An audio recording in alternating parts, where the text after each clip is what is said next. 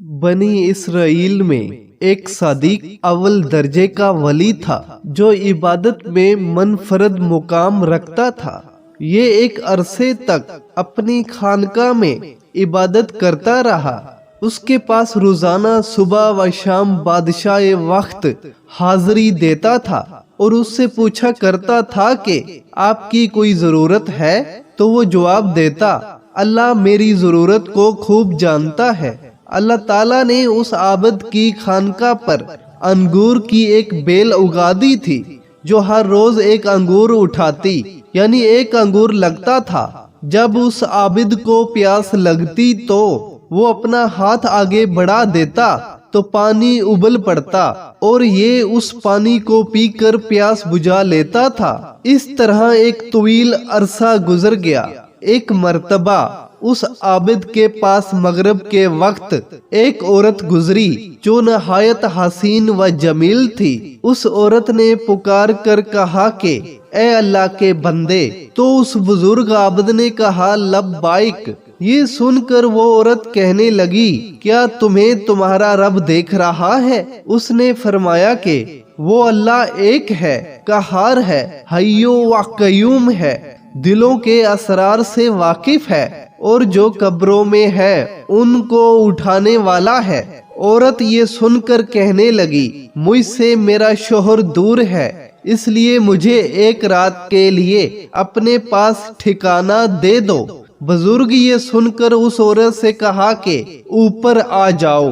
बस वो औरत ऊपर चढ़ गई और उस बुजुर्ग की खानगाह में पहुंच गई। वहां पहुंचने के साथ ही उस औरत ने अपने जिस्म से कपड़े उतार फेंके और बिल्कुल नंगी हो गई और उस आबद के सामने अपना नंगा बदन जाहिर कर दिया। ये मंजर देखकर उस बुजुर्ग ने अपनी आंखें बंद कर ली और फरमाया, तू तबाह हो जाए, अपने आप को ढांप ले। ये सुनकर उस औरत ने जवाब दिया, तेरा क्या जाता है, अगर तू आज रात मुझसे फायदा उठा ले तो। बुजुर्ग ने सुनकर अपने नफ्स से मुखातिब होकर कहा, ए नफ्स तू क्या कहता है? नफ्स कहने लगा, अल्लाह की कसम मैं तो फायदा उठाऊंगा। ये सुनकर बुजुर्ग नफ्स से मुखातिब होकर कहने लगा, तू तबाह हो जाए, क्या तू गंधक के दोजक के कपड़े मांगता है, आंख की पाट मांगता है, मेरी अरसे की इबादत जाया करना चाहता है? फिर कहने लगा, हर जानी की बख्शिश नहीं और उसका अजाब मिटने को नहीं। मैं डरता हूँ कि अल्लाह ताला तुझ पर ऐसा नाराज हो के फिर कभी राजी ना हो। लेकिन उस बुजुर्ग के नफ्स ने उसको उस औरत के मुतल्लिक खूब बहकाया। तो बुजुर्ग ने नफ्स से मुखातिब होकर फिर कहा, मैं तेरे सामने दुनिया की छोटी आग पेश करता हूँ, अगर तू इसको बर्दाश्त कर गया तो इस रात उस लड़की से नफा हासिल कर लेगा। उस बुजुर्ग ने ये कहने के बाद दिए चिराग को तेल से भर दिया और पत्ती को मोटा कर दिया। इस मंजर को वो औरत भी देख रही थी और उस बुजुर्ग की अपने नफ्स से गुफ्तगू भी सुन रही थी। फिर उस बुजुर्ग ने चिराग को जलाने के बाद अपना हाथ उस जलती पत्ती पर रख दिया। ये पत्ती जल रही थी लेकिन उस बुजुर्ग के हाथों को नहीं जलाती थी। ये देखकर बुजुर्ग चीख कर कहने लगा, तुझे क्या है, जलाती क्यों नहीं? तो वो पत्ती उसका अंगूठा खा गई, यानी जल गया। फिर उसकी उंगली खा गई, फिर उसका हाथ खा गई। ये मंजर देखकर उस औरत ने जोरदार चीख मारी और दुनिया से कूच कर गई। फिर उस बुजुर्ग ने उस औरत के जिस्म को उसके कपड़े से ढांप दिया। जब सुबह हुई तो शैतान इबलीस ने चीख कर कहा, ए लोगो, फला औरत से फला आबद शख्स ने जना किया है और जना करने के बाद उसको कत्ल कर दिया है। चनाचे जब ये खबर बादशाह तक पहुंची तो बादशाह अपने लश्कर और रियाया के साथ सवार हुआ اور عبادت خانے تک پہنچ گیا جہاں وہ رہب عبادت کیا کرتا تھا۔ وہاں پہنچ کر بادشاہ زور سے چیخا تو عابد نے اس کو جواب دیا۔ بادشاہ نے عابد سے پوچھا کہ فلاں کی بیٹی فلاں کہاں ہے؟ عابد نے کہا یہی میرے پاس موجود ہے۔ بادشاہ یہ سن کر عابد سے کہنے لگا اس کو کہو کہ وہ میرے پاس آئے۔ بزرگ نے کہا وہ مر چکی ہے۔ یہ سن کر بادشاہ کہنے لگا جو کہ وہ زنا کے لیے رضامند نہیں ہوئی تھی کہ تو نے ایک جان کو قتل کر دیا جس کو اللہ تعالیٰ نے حرام قرار دیا ہے۔ پھر بادشاہ نے غضبناک ہو کر اس عبادت خانے کو گرا دیا اور عابد کی گردن میں زنجیریں ڈالی اور اسے گھسیٹنے لگا، اور عورت کی لاش کو وہاں سے اٹھا دیا گیا اور اس عبادت خانے کو گرا دیا گیا۔ اس وقت لوگوں کا دستور تھا کہ زانی کو آرے کے ساتھ چیر دیا کرتے تھے۔ عابد کا ہاتھ جو رات کے واقعے میں جل گیا تھا اسے عابد نے ہاتھ کی آستین میں چھپایا ہوا تھا، اور وہ عابد واقعے کی حقیقت کسی کو نہیں بتا رہا تھا۔ چنانچہ آرے کو عابد کے سر پر رکھا اور جلادوں کو حکم دیا کہ آرا چلا دو۔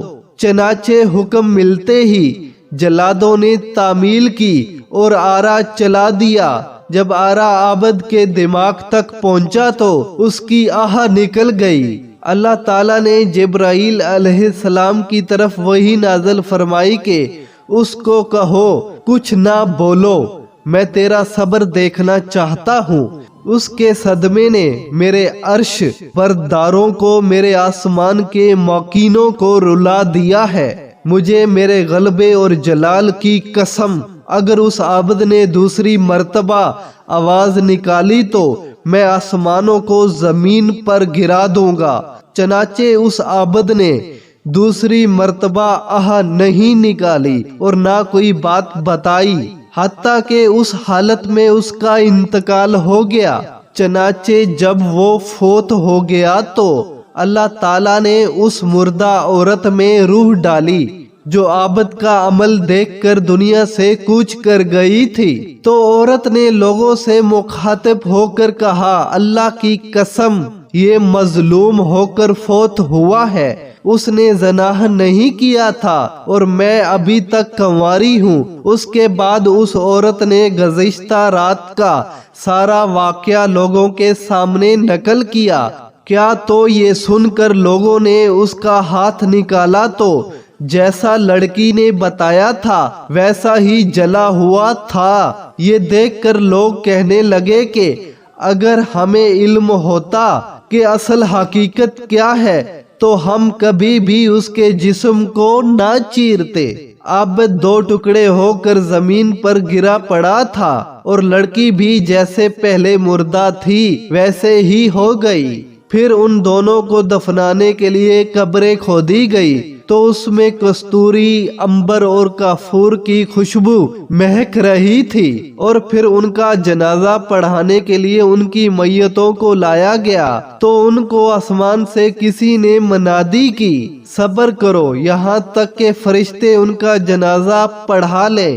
اس کے بعد لوگوں نے ان کا جنازہ پڑھایا اور دفن کر دیا۔ پھر اللہ تعالیٰ نے ان کی قبر پر چنبیلی کو اگایا اور لوگوں نے ان کی قبروں پر تختہ دیکھا جس پر لکھا ہوا تھا کہ شروع اللہ تعالیٰ کے نام سے جو بڑا مہربان اور رحم کرنے والا ہے۔ اللہ عز و جل کی طرف سے اپنے بندے اور اپنے ولی دوست کی طرف سے میں نے اپنے عرش کے نیچے ایک منبر لگایا اور اپنے فرشتوں کو گواہ بنایا کہ میں نے جنت الفردوس کی 50,000 عورتوں سے اس ولی کا نکاح کیا۔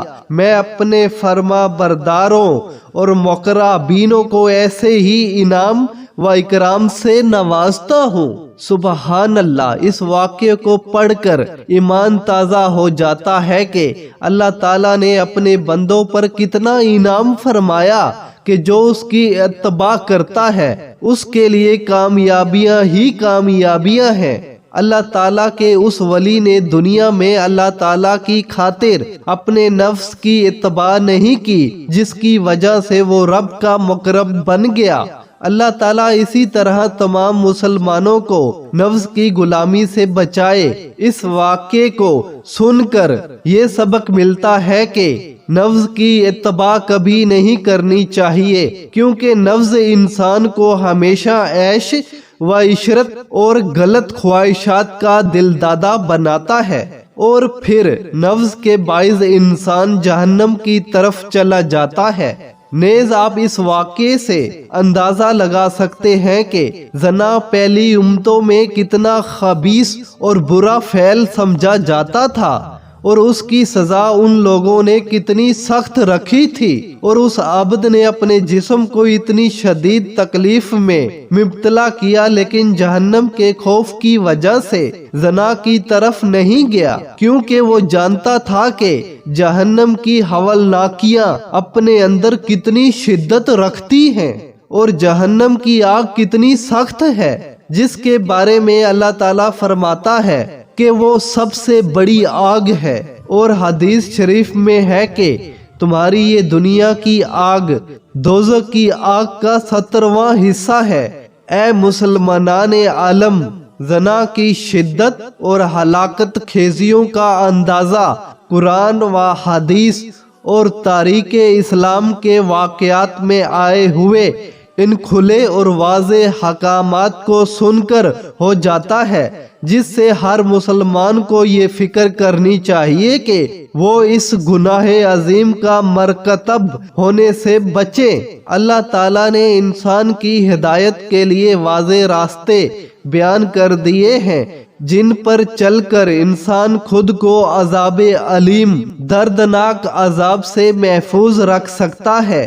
بس عقل مند وہی ہے جو گناہوں کی اس خار وادی سے اپنا دامن بچا کر گزر جائے۔